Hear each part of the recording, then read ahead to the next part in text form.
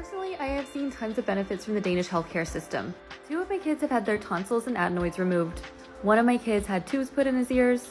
Obviously, when my oldest broke both his wrists, he got x-rays and casts. All of this was with zero wait time.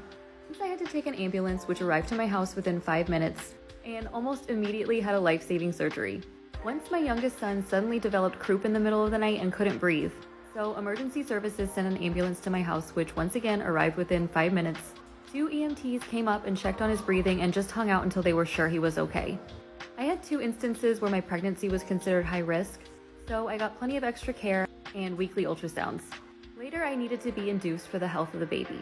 Speaking of having babies, the paid maternity leave here is 11 months and can be split between either parent. I believe they recently passed a law stating that the father has to take at least 11 weeks.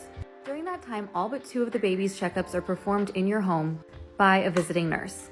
Speaking of leaves, I've been really impressed by the sick leave policy here.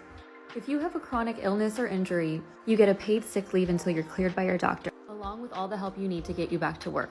During pregnancy, if you have severe morning sickness, pain, or any pregnancy complications such as preeclampsia, you can go on sick leave, sometimes for the entirety of your pregnancy.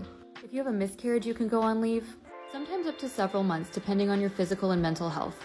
And yes, sick leave covers mental health issues as well.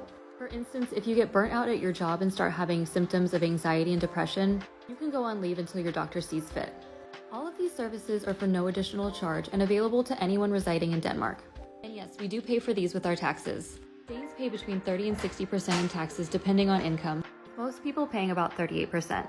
Obviously, this has been more than worth it for our family, and I'm so thankful to live in one of the happiest and safest countries in the world.